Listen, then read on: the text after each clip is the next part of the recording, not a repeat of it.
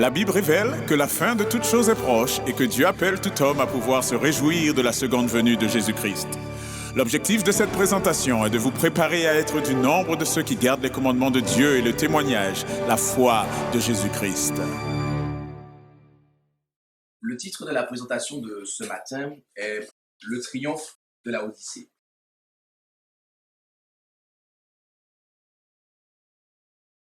Lorsque nous parlons de triomphe, la Bible nous présente le Christ qui est celui qui a triomphé. En effet, en Colossiens chapitre 2, versets 11 à 15, nous lisons « En lui aussi, vous avez été circoncis d'une circoncision faite sans main, en dépouillant le corps des péchés de la chair, ce qui est la circoncision de Christ, ayant été ensevelis avec lui par le baptême. En lui aussi, vous êtes ressuscités par la foi en la puissance de Dieu, qu'il a ressuscité des morts. Et quand vous étiez morts dans vos péchés et dans votre incirconcision charnelle, il vous a vivifiés avec lui, vous ayant pardonné toutes vos fautes. Il a effacé ce qui était contre nous, l'obligation des ordonnances qui s'élevaient contre nous, et il l'a entièrement annulé en l'attachant à la croix, ayant dépouillé les principautés et les puissances qu'il a publiquement exposées en spectacle, en triomphant d'elles sur cette croix. Christ triompha sur Satan et ses anges. Sa mort sur la croix a eu pour conséquence de chasser davantage Satan et ses anges de la sympathie du monde céleste, d'après ce que nous pouvons lire en Apocalypse 12, verset 9. Et tout au long de sa vie sur la terre, Satan était à l'œuvre pour le tenter et le gêner dans sa progression, dans la progression de son ministère.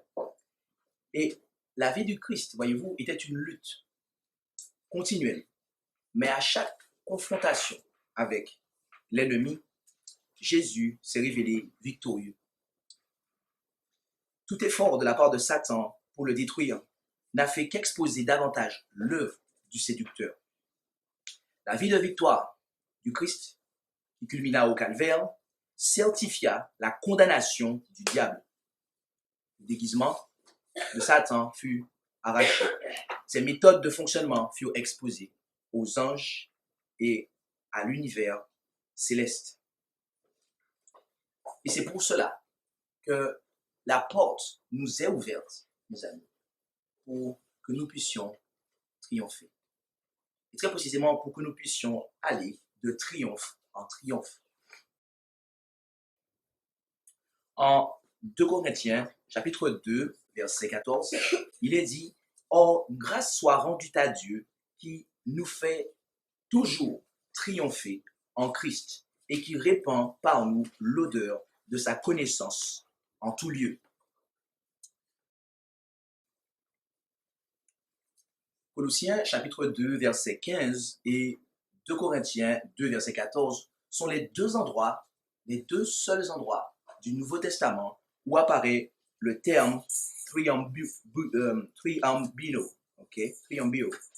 duquel viennent les termes traduits par triomphant dans le premier que nous avons lu et par fait triompher dans le dernier. Ici, dans ce verset, Paul présenta le Christ comme le grand conquérant qui conduit après lui les conquis dans sa procession triomphale. Paul, ainsi que ses collaborateurs et tous ceux qu'ils ont gagnés à Christ, sont captifs dans le grand triomphe de Dieu. Et la plus grande de toutes les victoires est la victoire sur le péché par la puissance du Christ. Et voyez-vous, vaincre le péché revient à résister aux tentations. Ellen G. White déclara dans la lettre 109 de l'année 1893, paragraphe 26, « Vous ne devez jamais vous attendre à ce que toutes les tentations cessent pour toujours, car l'Église militante n'est pas l'Église triomphante. Le conflit continuera aussi longtemps que durera la vie, et vous serez testés.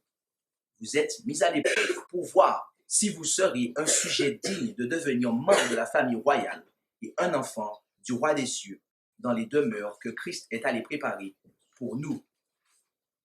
Le conflit avec les puissances des ténèbres mettra à l'épreuve le plus haut développement de vos facultés pour le bien. Triompher des ennemis moraux et spirituels de l'âme est un triomphe qui est que celui qui triomphe d'une armée adverse sur le champ de bataille.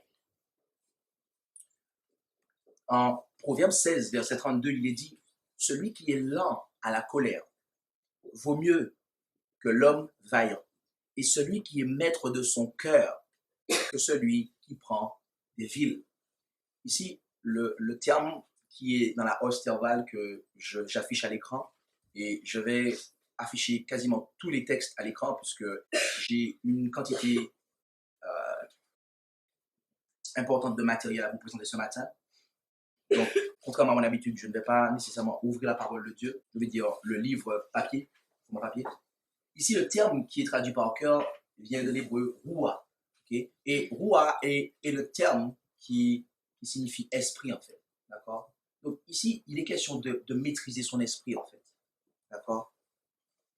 De maîtriser son esprit.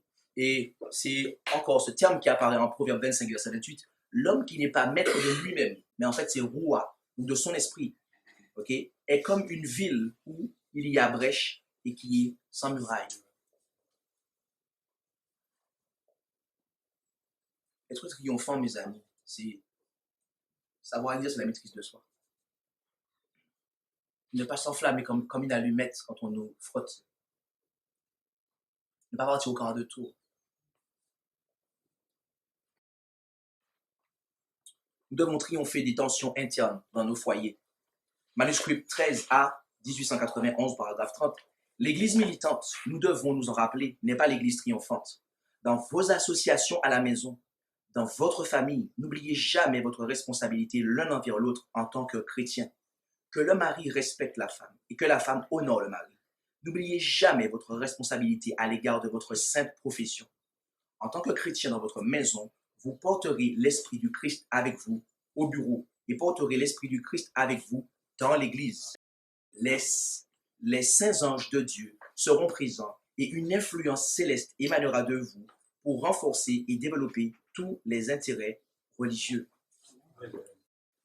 Mes amis, le triomphe que nous remportons dans nos vies individuelles sera un triomphe qui va avoir des conséquences sur celui que nous allons remporter dans la vie de notre foyer. Et le triomphe de notre foyer, mes amis, va venir ajouter au triomphe de l'Église, de l'Assemblée. Ce n'est pas une petite affaire.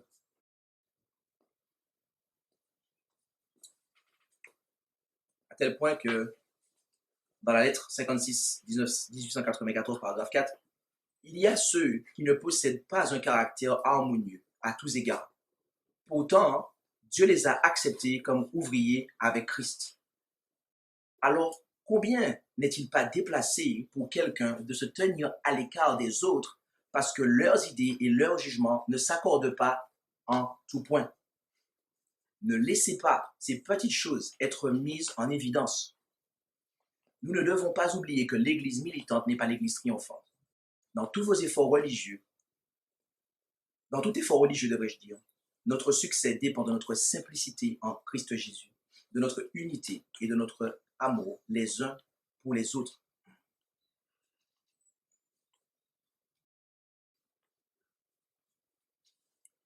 Quand elle dit que il y en a qui ne possèdent pas un caractère harmonieux à tous égards, pourtant Dieu les a acceptés comme ouvriers avec Christ. Ici, Ellen White fait très certainement allusion à moi, par exemple. Okay? Je prends mon exemple parce que je ne vais pas citer quelqu'un d'autre. Je préfère me cibler. Et donc, je n'ai pas un caractère qui est nécessairement harmonieux aujourd'hui. Et pourtant, Dieu a m'a choisi pour apporter son message. Et bien souvent, je vais émettre des choses qui, sur certains points mineurs, ne vont pas s'accorder avec ce que les autres pensent. Mais est-ce que c'est une raison pour me mettre à l'écart? Ce n'est pas ce qu'elle dit. Ce n'est pas ce qu'elle dit. Si nous voulons avoir du succès, mes amis, nous devons avoir cette simplicité en Christ et cet amour les uns pour les autres. Et alors, nous serons en mesure de pouvoir avancer les uns avec les autres, malgré ces différences mineures.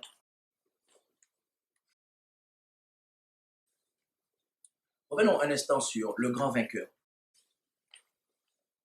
Un autre terme du Nouveau Testament ayant pour signification le triomphe est Nikao, d'accord?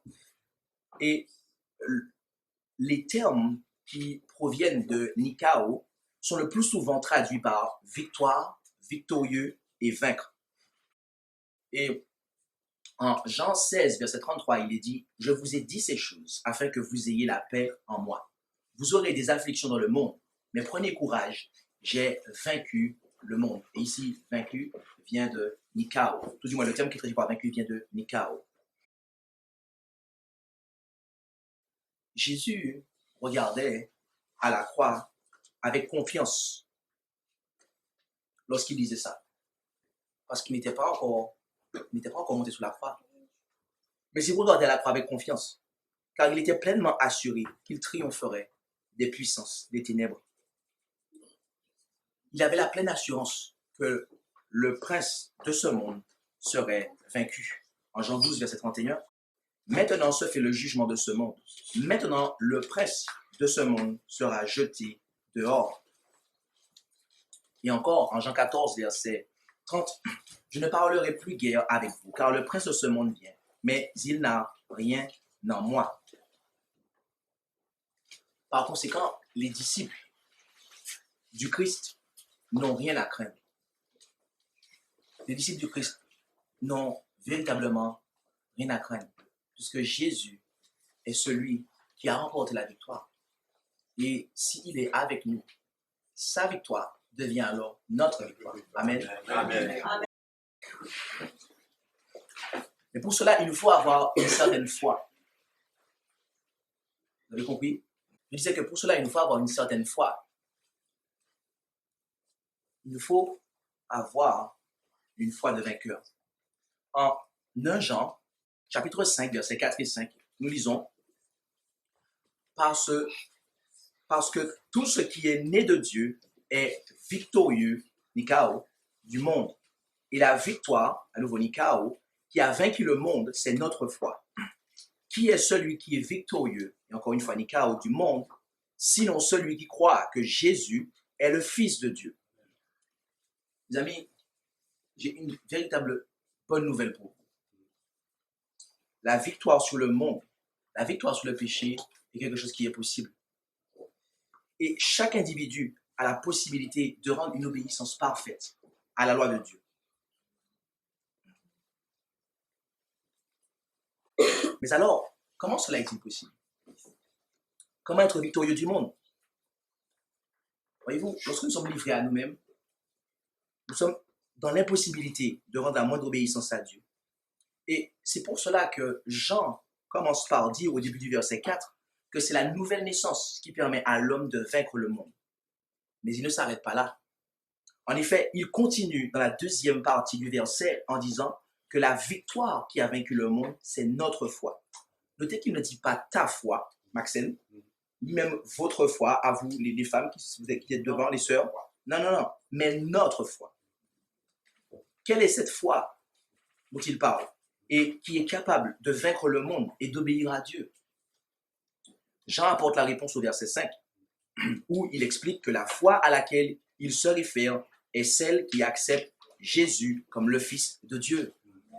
En Matthieu 16, versets 15 à 18, il est dit, et Jésus leur dit, « Et vous, qui dites-vous que je suis ?» Simon-Pierre, prenant la parole, dit, « Tu es le Christ, le Fils du Dieu vivant. » Et Jésus lui répondit, « Tu es heureux, Simon, fils de Jonas, car ce n'est pas la chair et le sang qui t'ont révélé cela, mais mon Père qui est dans les cieux. Et moi, je te dis aussi que tu es Pierre, et que sur cette pierre, je bâtirai mon église, et les portes de l'enfer ne prévaudront point contre elle.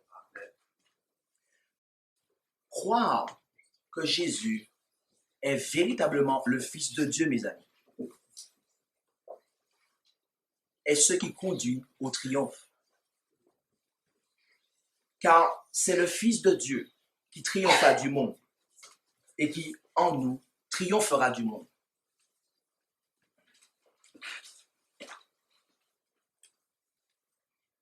Pensez-vous qu'une église, alors, pensez-vous, à la lumière de ces choses, qu'une église qui croit en la Trinité peut être l'église militante? Non. Mes amis, on est militant quand on va de triomphe en triomphe. Amen. Or, quand on ne croit pas que Jésus-Christ est le Fils de Dieu, on est déjà vaincu, mes amis. Il faut que cela soit clair. Il faut que cela soit clair.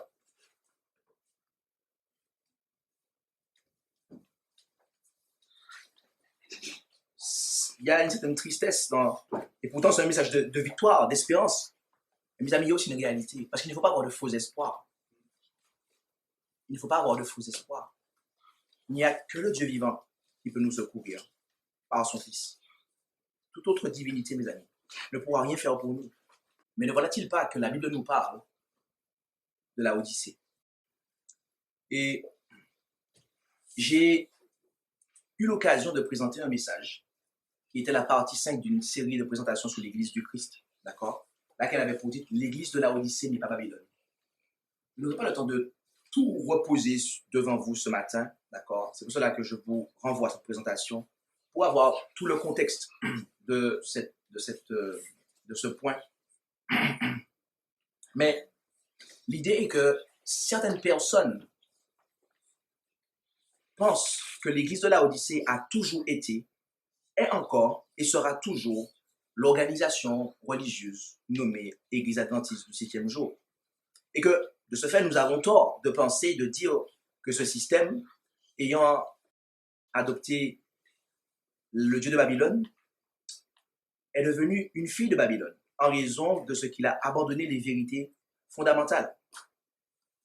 Non seulement quant au Père et au Fils, mais aussi quant à l'expression finale, qui commence à partir de 1844. Et la vision la plus populaire qui est répandue est la vision davidienne, d'accord? Ce que le mouvement de la Vierge du Berger de M. Victor Tacheroutef répand au sujet des 7 églises, d'accord? Et comme vous pouvez le voir à l'image, ils associent les 7 églises de l'Apocalypse à des organisations religieuses, d'accord? Éphèse correspond à l'église apostolique, Smyrne, l'église luthérienne, donc Martin Luther, Pergame, église presbytérienne, Thyatire, église méthodiste, Sardes, église baptiste, avec les réformateurs qui vont avec, Philadelphie, mouvement des Millérites, et certains disent adventiste du premier jour, et la Odyssée, église adventiste du 6e jour, donc l'organisation, et ils mettent Ellen White à la tête. D'accord? Et nous pouvons aussi rencontrer des variantes, d'accord? Certains disent que Thyatire, c'est l'église catholique. Donc voilà, c'est quelques variantes qui existent. Et comme je le disais, cette vision, en fait, fait correspondre les églises de l'Apocalypse à des organisations religieuses. D'accord? Et de par cette vision, en fait, ceux qui acceptent la Trinité, eh bien, accusent ceux qui adhèrent à la vision des pionniers de la divinité de former une 8e église. Parce qu'automatiquement, on ne peut plus se rendre dans le culte pour adorer ce Dieu-là. Et donc, on nous accuse de former une 8e église, étant donné que nous rangeons la dénomination actuelle dans la famille de Babylone, de par ce qui est pratiqué. Mais ce que nous allons voir, mes amis, et nous allons prendre un petit moment pour juste représenter ce point-là, c'est qu'en fait, la Odyssée est indépendante de l'organisation religieuse nommée Église adventiste du 6e jour. D'accord? La Odyssée vient du terme grec laodicéa. Et ce nom se compose de laos, qui signifie peuple, et de dikéa, qui signifie juger. Ainsi, la Odyssée peut signifier peuple jugé. Donc, l'église de la Odyssée est l'église du peuple jugé. Autrement dit, le peuple qui vit au jour du jugement. Or, étant donné que le jugement annoncé par le premier ange d'Apocalypse 14 commença le 22 octobre 1844, nous concluons que le temps de la proclamation du message à la Odyssée commença à cette même époque, ce qui est confirmé par le message adressé à l'église de Philadelphie. Car, en effet, en Apocalypse 3, verset 8, nous lisons « Je connais tes œuvres, voici, j'ai ouvert une porte devant toi, et personne ne peut la fermer, parce que tu as peu de force, que tu as gardé ma parole, et que tu n'as point renié mon nom. » Cela fait référence à la fin de la période de temps de l'église de Philadelphie. Christ est notre grand souverain sacrificateur, exerce son ministère dans le sanctuaire céleste. Or, le rituel du sanctuaire terrestre se composait essentiellement de deux parties. Le service quotidien pour l'administration du péché, qui s'étendait dans le lieu saint, et le service annuel, le jour des expiations, qui était considéré comme un jour de jugement et qui avait lieu dans le lieu très saint, d'après ce que Paul dit en Hébreux 9, versets 1, 6 et 7. Or, étant donné que le sanctuaire terrestre était un modèle des choses célestes, d'après ce que Paul dit en Hébreux 8, verset 5, il convient de conclure que les services quotidiens et annuels du sanctuaire terrestre ont leur contrepartie dans le ministère du Christ dans le ciel. Au jour antitypique, à partir de 1844, notre grand souverain sacrificateur quitta le lieu saint du sanctuaire céleste afin d'entrer dans le lieu très saint. Par conséquent, la porte fermée est celle du lieu saint du sanctuaire céleste. Et la porte ouverte est, quant à elle, celle du lieu très saint, où le Christ est dès lors engagé dans l'œuvre du grand jour antitypique des expiations. Autrement dit, la porte fermée indique la fin de la première phase du ministère céleste du Christ et la porte ouverte le début de la deuxième phase. Ainsi, 1844 est bel et bien la date à laquelle, tout du moins à partir de laquelle, commence le temps de la proclamation du message à l'église de la Odyssée. Et sur ce point, voyez-vous, l'histoire même du message à la Odyssée s'accorde avec la Bible. En effet, quelques années après 1844, certains pionniers de la foi au message du troisième ange ont reconnu que le message à la Odyssée s'appliquait à eux. Et de ce nombre étaient James et Ellen White. Auparavant, ce conseil avait été compris comme s'appliquant aux croyants adventistes qui n'avaient pas suivi la lumière du troisième ange et s'étaient organisés pour former une autre église. Mais dans un article de la Review and Herald du 9 octobre de l'année 1856, contenant une série de questions, James White déclara « L'état des Laodicéens, tiède et ni froid ni bouillant, n'illustre-t-il pas convenablement l'état du corps de ceux qui professent le message du troisième ange ?» Plus loin, il déclara « Si telle est notre condition en tant que peuple, avons-nous de vraies raisons d'espérer en la faveur de Dieu si nous ne tenons pas compte du conseil du témoin fidèle comme suit ?» Et il cite Apocalypse 3, versets 18 à 21. En lisant cela, nous nous rendons compte que la lumière était en train de se faire dans l'esprit du pasteur White, si bien que le numéro suivant de la review comportait une présentation des 7 églises. Et dans ses remarques d'ouverture, il déclara « Nous devons convenir avec certains auteurs modernes que ces 7 églises doivent être comprises comme représentant 7 conditions de l'église chrétienne, réparties en 7 périodes et couvrant l'ensemble de l'ère chrétienne. » Sur ce point, voyez-vous, James White était en parfaite harmonie avec son épouse Ellen White. Concurrent Pacifique, page 521, paragraphe 1, les noms des 7 églises symbolisent l'église du Christ aux différentes périodes de l'ère chrétienne. Le chiffre 7 indique la plénitude et fait ressortir que les messages s'étendent jusqu'à la fin des temps, alors que les symboles employés révèlent la condition de l'église aux différentes époques de l'histoire du monde. D'accord? Donc, notez bien une chose, c'est que James et Ellen White étaient d'accord sur le fait que les 7 églises représentaient l'église du Christ en différentes périodes de temps, de l'ère chrétienne, d'accord? L'église du Christ aux différentes périodes de l'ère chrétienne. D'accord? C'était la vision, mes amis, qui avait été acceptée et qui avait été validée, mes amis. Ainsi, l'application du message à la Odyssée à leurs conditions a été reconnue par les croyants au message du troisième ange à partir de 1856. Vous avez noté ça? Je reprends la phrase et j'aimerais que vous soyez concentrés, mes amis, parce que vous risquerez fortement de décrocher si vous ne suivez pas. Ainsi, l'application du message à la Odyssée à leurs conditions a été reconnue par les croyants au message du troisième ange à partir de 1856.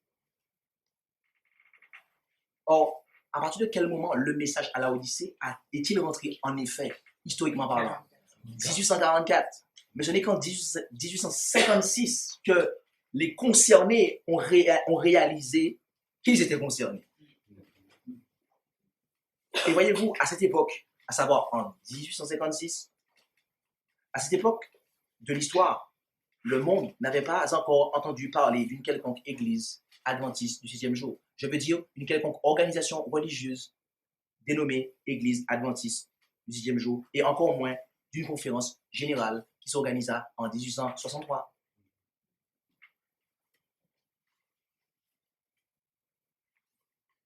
Ce n'est qu'en 1856 que les pionniers adventistes ont commencé à reconnaître que le message à la Odyssée s'adressait d'abord à eux. Et pourquoi leur a-t-il fallu 12 ans, mes amis? 12 ans pour commencer à comprendre cela. C'est parce qu'ils croyaient que ce message s'appliquait aux autres qui n'avaient pas suivi la lumière du troisième ange. Voilà pourquoi, mes amis, il aura fallu 12 ans pour comprendre cela. Tout simplement parce que c'est pas moi, c'est lui.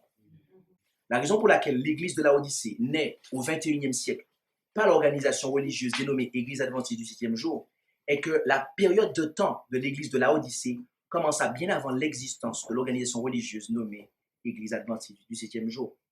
La sévérité du message adressé à l'église de la Odyssée a conduit certains à conclure qu'il n'y a aucun espoir pour les chrétiens de cette église, si ce n'est de transférer leur adhésion à une autre église apocalyptique, donc de l'Apocalypse, cette église dont on parle, ou de s'identifier à l'une de ces autres églises apocalyptiques. Mais voyez-vous, une telle conclusion ne correspond ni au contexte, ni à de bons et sains principes d'interprétation. Les églises apocalyptiques n'existent pas simultanément, comme on l'a vu avec les témoignages qu'on voit du James et Ellen White. Car si l'on dit que deux églises existent en même temps, alors ce doit être le cas pour toutes les autres. De plus, si deux périodes ou plus doivent être considérées comme existant simultanément, le modèle consécutif est rompu. Les messages individuels cessent d'avoir un rapport chronologique spécifique avec l'histoire et il ne reste alors plus de base valable pour affirmer que le message à la Odyssée a une signification bien plus spéciale pour notre temps que pour tous les autres. Et de manière générale, des recommandations sont adressées à chacune des églises apocalyptiques, sauf à Sardes et à la Odyssée. Des réprimandes sont adressées à chacune des églises, sauf à Smyrne et à Philadelphie. Et des promesses sont adressées à l'ensemble des 7 églises apocalyptiques. Ainsi, les églises apocalyptiques avaient à la fois des membres souhaitables et des membres indésirables. Mais Christ ne conseille jamais aux membres fidèles d'une église apocalyptique de transférer son appartenance à une autre église apocalyptique dont la condition spirituelle semble préférable. Si telle était son intention, nous aurions dû nous attendre à un appel à quitter Sardes ou la Odyssée, comme c'est le cas en Apocalypse 18, verset 4. Mais la Bible ne contient aucun appel de ce genre à l'égard des croyants qui sont dans l'église de la Odyssée ou de l'une des autres églises apocalyptiques. Dans chaque cas, mes amis, le remède au mal dominant consiste simplement, mais avec force et vigueur, à se repentir. En effet, Christ n'a pas conseillé aux chrétiens de l'église d'Éphèse, qui étaient tombés et qui avaient abandonné leur premier amour, de migrer à Smyrne. Apocalypse 2, versets 4 et 5. Mais j'ai contre toi que tu as abandonné ta première charité. Souviens-toi donc d'où tu es tombé. Repens-toi et fais tes premières œuvres. Sinon, je viendrai bientôt à toi. Et si tu ne te repens pas, j'ôterai ton chandelier de sa place. Il y avait dans l'église de Pergame des gens qui abritaient la doctrine de Balaam et des Nicolaïtes. Apocalypse 2, versets 14 et 15. Mais j'ai quelque peu de choses contre toi. C'est que tu as là des gens qui tiennent la doctrine de Balaam, qui enseignaient à Balak à mettre un scandale devant les enfants d'Israël pour qu'ils mangeassent des choses sacrifiées aux idoles et qu'ils tombassent dans la fornication.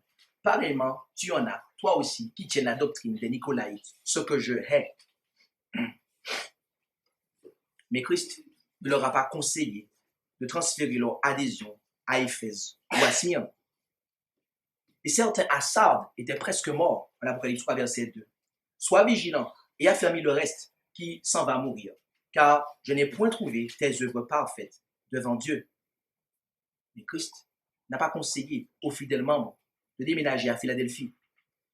De même, les chrétiens fidèles de la période de Laodicée ne sont pas instruits à migrer vers l'une des 6 autres églises de l'Apocalypse. Du moins, ils ne sont pas conseillés par le Christ, le témoin fidèle et véritable, qui leur demande de se repentir au mal qui les domine, au mal qui les concerne, et de trouver en lui, en Christ, le remède contre tous leurs défauts de caractère. L'idée selon laquelle le chrétien peut améliorer ses chances de salut par le mécanisme d'évasion ou la politique de l'autruche revient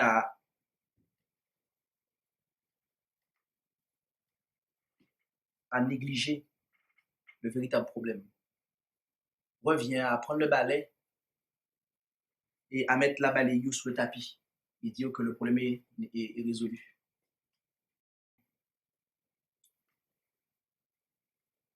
En Luc 18, verset 9 à 14, il dit aussi cette parabole au sujet des gens persuadés en eux-mêmes qu'ils étaient justes et qui méprisaient les autres. 2 hommes montèrent au temple pour prier. L'un était pharisien et l'autre péagier. Le pharisien, se tenant debout, priait ainsi en lui-même. Ô Dieu, je te rends grâce de ce que je ne suis pas comme le reste des hommes, qui sont ravisseurs, injustes, adultères, ni aussi comme ce péagier. Je jeûne 2 fois la semaine. Je donne la dîme de tout ce que je possède. Mais le péagier, se tenant éloigné, n'osait pas même lever les yeux au ciel. Mais il se frappait la poitrine en disant, ô Dieu, sois apaisé envers moi, qui suis pécheur. Je vous le dis, celui-ci redescendit, justifié dans sa maison, préférable à l'autre, car quiconque s'élève sera abaissé, et quiconque s'abaisse sera élevé. L'intention de Dieu pour la Odyssée n'inclut pas la politique de l'autruche. Elle n'inclut pas une évasion vers l'une des 6 autres églises apocalyptiques, mais plutôt une transformation en profondeur du cœur et de la vie. Apocalypse 3, verset 18, « Je te conseille d'acheter de moi de l'or éprouvé par le feu pour devenir riche et des vêtements blancs pour être vêtu, et que la honte de ta nudité ne paraisse point, et un collier au point de tes yeux, afin que tu vois. » Mes amis, toute autre solution proposée aux maux de la Odyssée est destinée à faire du croyant qu'il accepte un hypocrite. Parce que le problème est là, et on prend le balai, et on met la balayure sur le tapis, et on dit que non, c'est pas nous.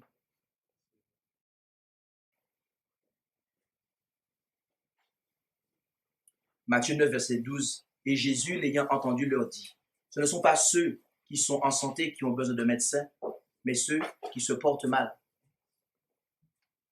En agissant ainsi, Jésus ne pourra jamais nous guérir. Jésus ne pourra jamais nous guérir. En appliquant la politique de l'autruche, à fermer les yeux ou à mettre le problème sous le tapis, on empêche les médecins de venir s'occuper de nous. Il est vrai qu'aucune autre église apocalyptique n'est autant réprimée que la Odyssée, mais il est également vrai qu'aucune autre ne se voit offrir une preuve plus tendre de l'amour du Christ, une camaraderie plus étroite avec lui ou une récompense plus glorieuse. Apocalypse 3, versets 19 à 21. Je reprends et je châtie tous ceux que j'aime, et donc du zèle, et te repens. Voici, je me tiens à la porte et je frappe. Si quelqu'un entend ma voix et m'ouvre la porte, j'entrerai chez lui et je souperai avec lui et lui avec moi. Celui qui vaincra, je le ferai asseoir avec moi sur mon trône, comme moi j'ai vaincu et suis assis avec mon Père sur son trône.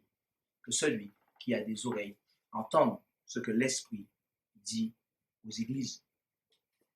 Vous vous rendez compte de ça? La récompense d'être assis avec le Christ sur son trône, comme il est assis sur le trône du Père. Mais avant cela, mes amis, nous devons vaincre comme Christ a vaincu.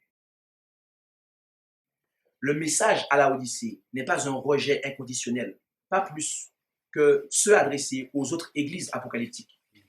Si la pauvreté spirituelle de la Odyssée était sans solution, le témoin fidèle ne leur offrirait pas de l'or. Si leur vision spirituelle était au-dessus de tout remède, il ne leur offrirait pas le collier céleste. Si leur nudité spirituelle était au-delà de tout espoir, il ne leur offrirait pas son propre vêtement blanc. Apocalypse 3, 17 et 18. Car tu dis, je suis riche, je me suis enrichi et je n'ai besoin de rien. Et tu ne connais pas que tu es malheureux et misérable et pauvre et aveugle et nu. Je te conseille d'acheter de moi de l'or éprouvé par le feu pour devenir riche et des vêtements blancs pour être vêtu et que la honte de ta nudité ne paraisse point et un collier pour oindre tes yeux afin que tu vois. Amen. Comme dans toutes les églises apocalyptiques, il y a et il y aura des vainqueurs à la Odyssée, mes amis. En effet, le terme Nikao, qui est traduit par vaincra, dans la phrase que nous voyons à chaque fois, à celui qui vaincra ou qui aura vaincu, il est présent dans les versets Apocalypse 2, 7 pour Éphèse, Apocalypse 2, 11 à Smyrne, chapitre 2, verset 17 pour Pergame, chapitre 2, verset 26 pour Thyatire, chapitre 3, verset 5 pour Sardes, chapitre 3, verset 12 pour Philadelphie, chapitre 3, verset 21 pour la Odyssée, mes amis.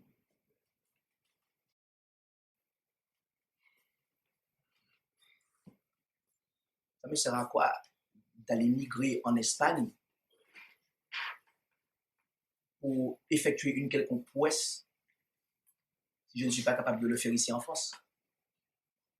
À quoi ça sert, mes amis, d'aller migrer à Éphèse alors que je ne suis même pas capable de remporter la victoire à la Odyssée?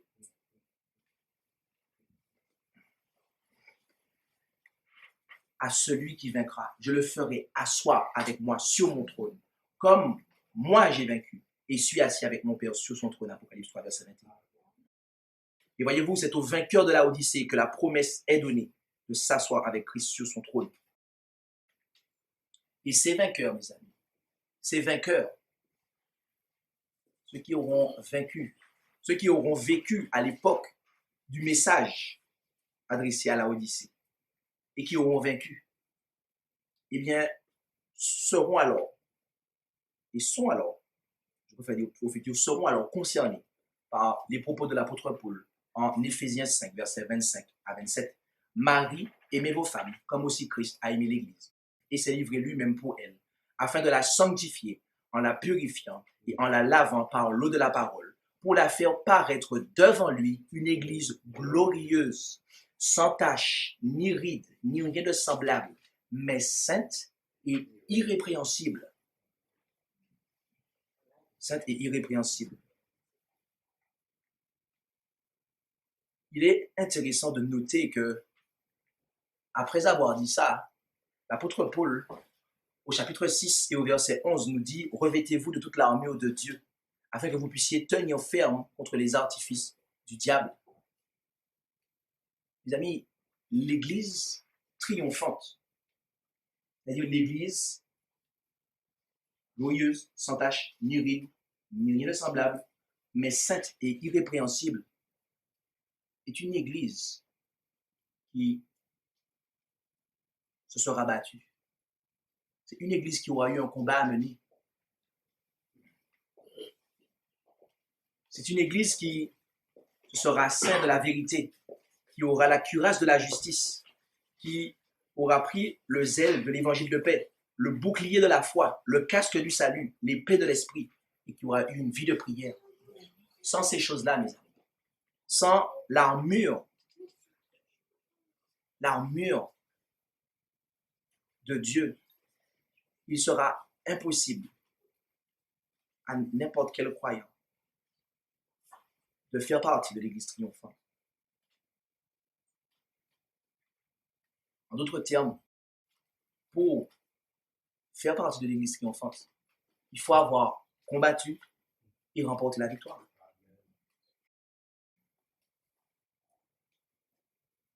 Car avant de triompher, on milite. Et avant de militer, bien souvent, nous sommes dans la condition décrite par Ézéchiel 18, versets 25 à 32. Et vous dites, la voix du Seigneur n'est pas bien réglée. Écoutez maintenant, maison d'Israël, est-ce ma voix qui n'est pas bien réglée? Ne sont-ce pas plutôt vos voix qui ne sont pas bien réglées?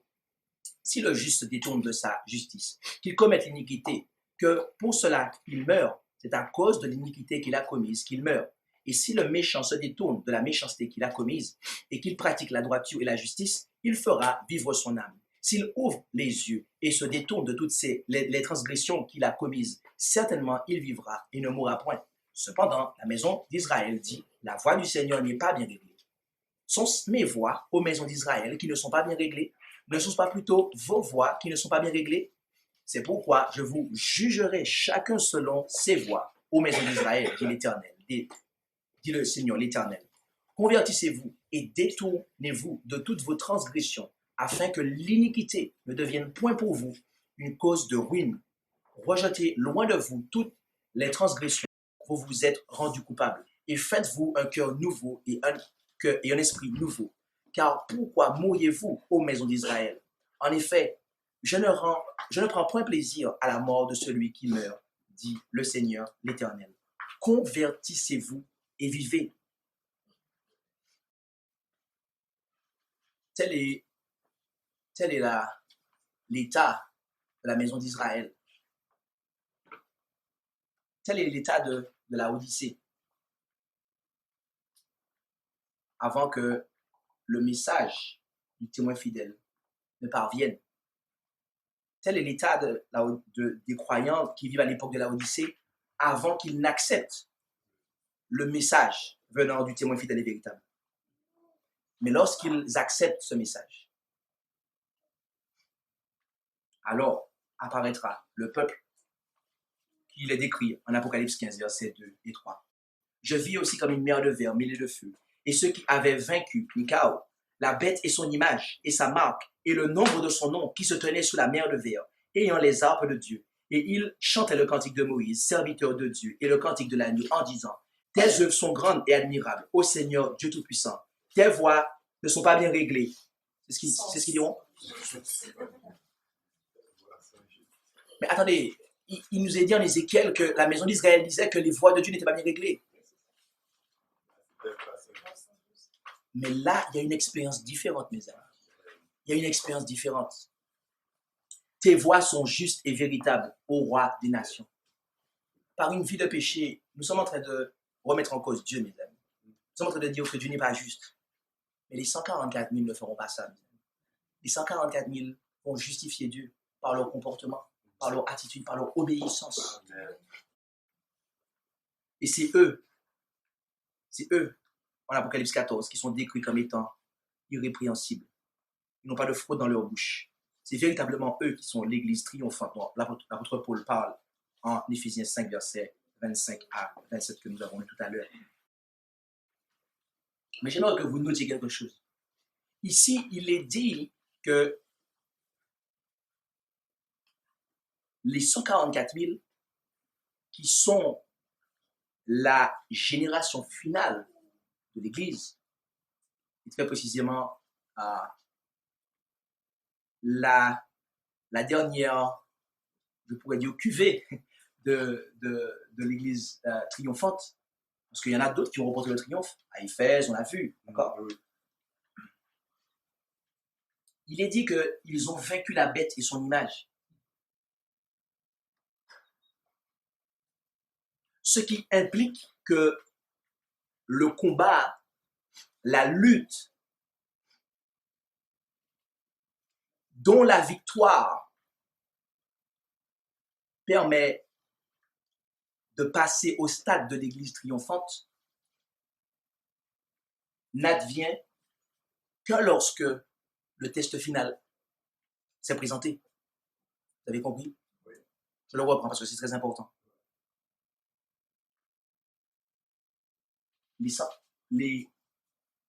Ce texte d'Apocalypse 15, versets 2 et 3, nous présente de manière très claire et irréfutable, mes amis, que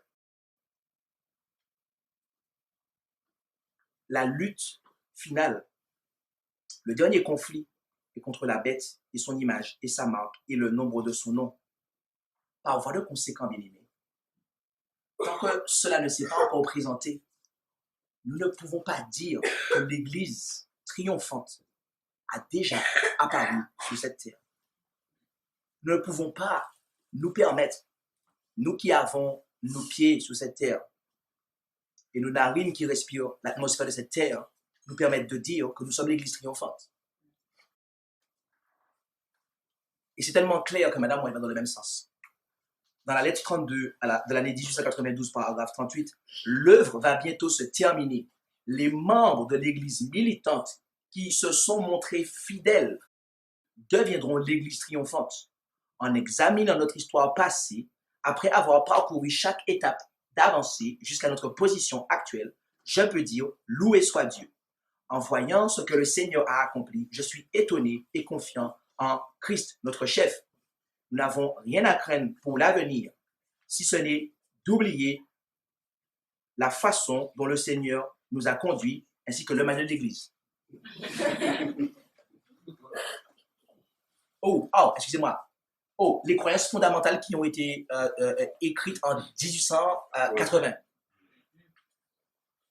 Nous n'avons rien à craindre, si ce n'est d'oublier la façon dont Dieu nous a conduits, ainsi que son enseignement dans notre histoire passée.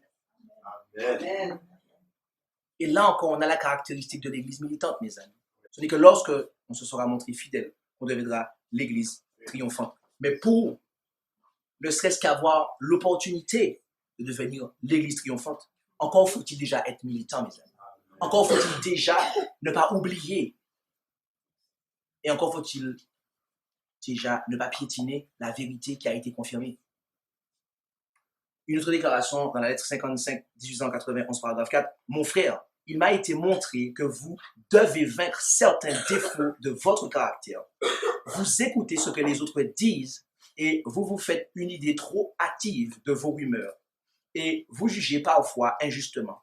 Vous devez agir avec beaucoup de considération. Vous devez comprendre que l'Église militante n'est pas l'Église triomphante. La terre n'est pas encore le ciel. L'Église est composée d'hommes et de femmes imparfaits et errants, dit-elle. Le processus de formation et de discipline, et prêtez bien attention à ce qui va suivre, doit se dérouler pendant toute la période de probation. Et l'œuvre des chrétiens ne consiste pas à rester silencieux face aux défauts, aux fautes et aux erreurs de ceux qui cherchent à faire la volonté de Dieu. Amen. La messagère, mes amis, déclare que le processus de formation et de discipline doit se dérouler pendant toute la période de probation. Et là, c'est un article défini, la période de probation. Et elle parle, et pour ceux qui ne l'auraient même pas compris, elle dit toute la période de probation. Autrement dit, tant que le temps de grâce ne s'est pas terminé, l'Église triomphante n'a pas encore fait son apparition. Ce n'est que lorsque le temps de grâce se termine, mes amis, que tous les cas sont scellés, que va apparaître l'Église triomphante. Et quand Satan n'essaie pas de nous faire croire que la Odyssée est l'organisation religieuse nommée Église adventiste du 7e jour, il cherche alors à nous faire croire que nous pouvons éviter le reproche fait à la Odyssée en migrant vers une autre église apocalyptique et en démarrant une période simultanée. Très précisément la période de l'Église triomphante. nous comprenons que alors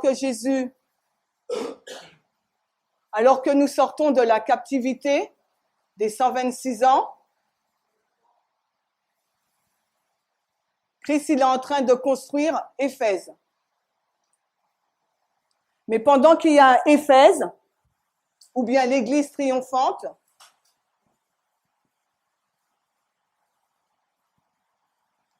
il y a cette superposition de Laodicée, ensemble, d'accord? Mais nous nous appelons des prêtres, selon l'ordre de Melchisédek, non pas selon l'ordre d'Aaron. OK? Donc ça, c'est le système nominal. On a la conférence générale, on a la division, l'union et la fédé. On comprend que quand l'église triomphante est créée,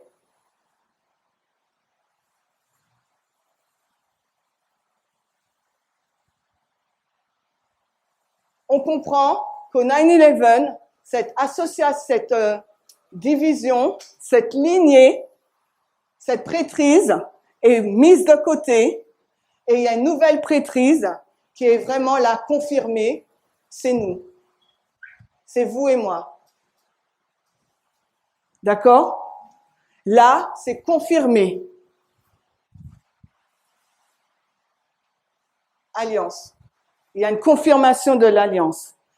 Parce que là, il y a aussi une confirmation que l'église triomphante, elle va arriver jusqu'à la seconde venue. Et c'est le plan que Dieu, il a pour chacun d'entre nous. C'est vrai que je vous ai dit, quand je suis arrivée, j'ai senti un froid. Ce froid, je commence à le voir un peu se dissiper, fondre et se réchauffer du moins. Et j'espère, et Maurice et moi, on espère vraiment que ça continuera et qu'il y aura cette chaleur qu'on a toujours connue quand on venait chez LVS. Nul ministère n'est pas sans conflit. Il y a toujours, quand on travaille, quand deux personnes se mettent à travailler ensemble, eh ben, il y a toujours parfois des frictions, mais ce n'est pas parce qu'il y a des frictions que ça veut dire que le bateau, il coule. C'est normal. On n'est pas obligé d'être toujours d'accord avec X, Y, Z. On n'est pas toujours obligé d'avoir un vote à l'unanimité. Le fait d'avoir des différences, ça aide aussi à améliorer, à corriger et à aller dans la bonne direction. Parce que si vous avez décidé d'entrer dans cette alliance, dans cette église triomphante, c'est pour que cette église puisse triompher également chez vous. Ce n'est pas pour venir vous asseoir sur un banc, comme on faisait dans la prêtrise d'Aaron, dans la condition laodicéenne, et consommer. Sinon, ça peut pas se passer. Vos enseignants, vos leaders vont s'épuiser.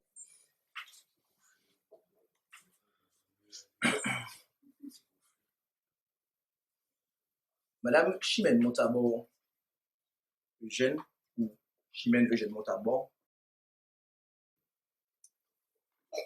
déclare, et elle n'est pas la seule, déclare que Christ construit Éphèse, ou l'église militante, laquelle se superpose à la Odyssée. Avec quelle autorité dit-elle cela? De sa propre autorité. Ce n'est pas ce que dit la Bible, ce n'est pas ce que dit le témoignage.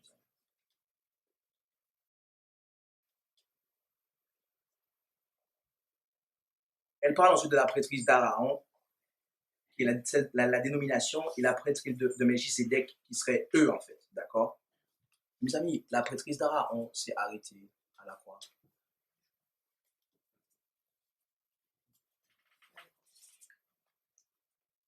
Mes amis, si vous ne venez pas devant le peuple avec la Bible, c'est pas la peine de vous présenter de le pupitre. Parce que ce qu'on veut entendre, c'est la parole de Dieu. Les philosophies, on les laisse au placard, mes amis. Le 9 septembre 2001, l'église triomphante a été établie de manière claire et ferme, et elle subsistera jusqu'au retour de Jésus. Mes amis, est-ce que vous savez d'où vient cet enseignement? Moi, je me rappelle qu'il y avait un homme dans les années 1930 qui disait qu'il ne mourrait pas, en fait, et qu'il allait voir le retour de Jésus. Et que les gens qui acceptaient son message feraient partie des 144 000. Sauf que cet homme est mort. Et tous ceux qui ont entendu son message, quand il le prêchait physiquement parlant sur terre, à l'heure actuelle, ils sont tous morts.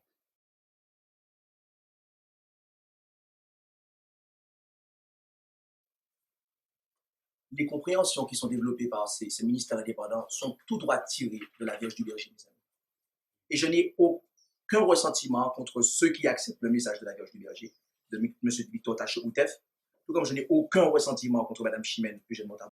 Et par contre, avec force et puissance, je dois dire que ce qu'ils enseignent est de l'hérésie pure et totale. Parce que quand vous dites que l'Église triomphante, mes amis, est établie à partir de 2001 et qu'elle subsistera jusqu'au retour de Jésus, en fait, c'est un pur mensonge. Parce que je suis quasiment presque sûr que parmi les gens qui ont entendu ce message, il y a des gens qui sont morts entre-temps, en fait. Or, elle dit qu'ils subsisteront, en fait. C'est un grand mensonge. Mais sans même chercher à savoir s'il y en a qui sont morts ou pas, mes amis. À partir de quand l'Église triomphante apparaît-elle? Elle ne peut pas apparaître avant le conflit de la bête et de son image, mes amis. Parce que vous devez être testé. Et le dernier test doit être passé pour valider que cette génération va intégrer l'Église triomphante, mes amis. Mais ce qui est plus tragique dans cette présentation, c'est que à la fin, elle dit que les membres de LVS étaient en froid car il y avait des conflits. Pourtant, juste avant, elle dit qu'ils avaient intégré l'Église triomphante. Mais mes amis, quand vous intégrez l'Église triomphante, mes amis, il n'y a plus de conflits, il n'y a plus de problème de caractère, d'ego. On est crucifié avec Christ. On a remporté la victoire sur le péché. Oui. Si vous avez décidé d'entrer dans cette alliance, dit-elle, dans cette Église triomphante, c'est pour que cette Église puisse triompher également chez vous. Ce n'est pas pour venir et vous asseoir sur un banc. Mes amis, le triomphe dont la Bible nous parle, ce n'est pas un triomphe dans l'évangélisation. C'est d'abord un triomphe sur une vie de péché, mes amis. Le triomphe dont la Bible nous parle, mes amis, le triomphe sur le péché, cela n'a pas de sens, mes amis, de se déclarer Église triomphante et de dire que, ah ben, il nous faut triompher.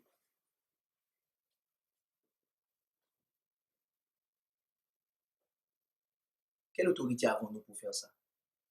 C'est Dieu qui va déclarer. C'est Dieu qui va nous donner la couronne, mes amis. C'est Dieu. Comme pour Jésus, lorsqu'il est monté, il a attendu d'être monté et d'à recevoir l'approbation de son Père pour pouvoir, enfin, eh bien, poursuivre.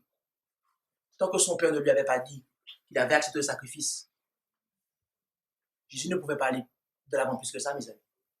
Alors, qui sommes-nous, mes amis? Qui sommes-nous, nous qui sommes des créatures, pour dire que nous sommes déjà l'Église triomphante, alors que nous n'avons même pas encore entendu la voix de Jésus dire « Bon et fidèle serviteur, entre dans le repos ».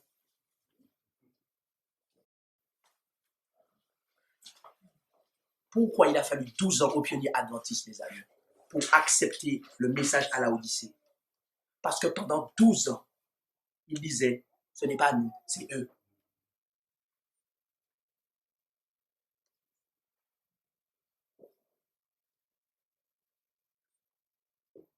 Et quand ils ont fini par accepter que c'était eux, il y en a beaucoup qui ont fait la politique de l'autruche. Qui ont pris la balayette, ils ont mis la balayeuse sous le tapis. Le problème, c'est que le problème est encore là. Il est sous tes pieds. Tu peux faire ce que tu veux, il restera là. Il faut que tu sortes le tapis et que tu t'occupes de la balayeuse. Franchement.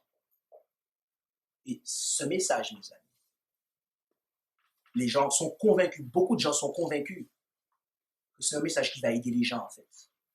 Mais ça, c'est un message de la politique de l'autruche, mes amis. Ça, c'est un message de prendre la balayette et de mettre la balayeuse sous le tapis. Parce que rappelez-vous ce qu'ils ont dit. La ligne n'est pas morale, elle est prophétique.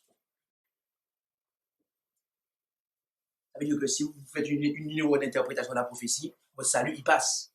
Mais par contre, ton caractère, il n'est pas sanctifié, mais tu peux être sauvé. C'est ce que ça implique, mes amis, tout simplement, en fait.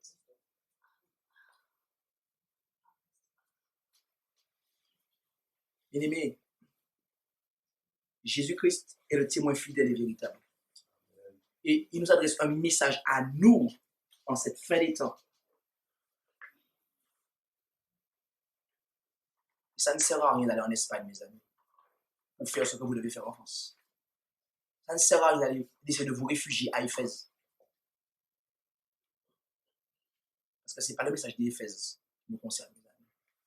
Le message dont nous avons besoin, c'est le message de la Odyssée. C'est ce message-là, s'il est accepté, vécu, qui fera de nous l'Église triomphante, mes amis. Amen. Puissions-nous avoir l'humilité de l'accepter. Puissions-nous entendre la voix d'amour de Jésus disant « Moi, je reprends et je châtie tout ce que j'aime. » Oh, ça me donne envie de dire « Seigneur, vas-y. Vas-y, Seigneur. Châtie-moi. » C'est moi, par amour. Mes amis,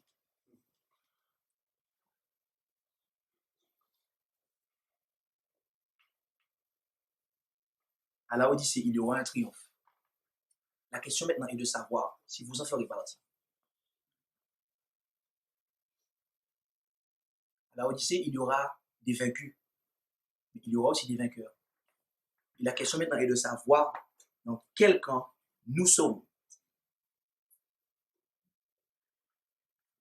Si on fait la politique de l'autruche, mes amis, on est vaincu. Et au passage, ces gens prennent la Trinité. Et on a vu que quand on prend la Trinité, on est déjà vaincu.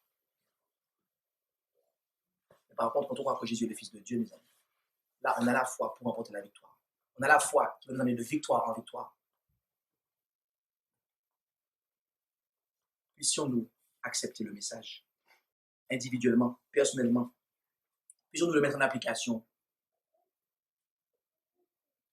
d'abord dans nos vies personnelles, notre vie domestique, au foyer, et ensuite dans l'église. De manière à ce que cette église puisse apparaître. De manière à ce que nous puissions être trouvés vainqueurs.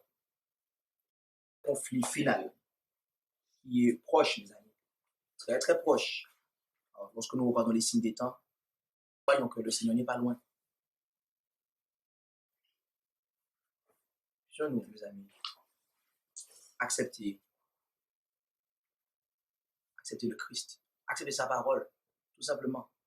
Comme Frère Maxime disait, la Odyssée ne lit pas sa Bible. La Odyssée, en fait, n'aime pas la parole de Jésus, en fait. Puissions-nous aimer la parole de Jésus. Même quand elle est dure et sévère à notre égard, c'est parce qu'il nous aime qu'il nous la donne. Amen. Merci d'avoir écouté cette présentation avec intérêt. Pour plus d'informations, consultez notre site internet lereste.org et suivez-nous sur Facebook ainsi que sur YouTube à @lereste. Vous pouvez aussi nous contacter par email à info@lereste.org ou par téléphone au +33 6 12 60 13 69.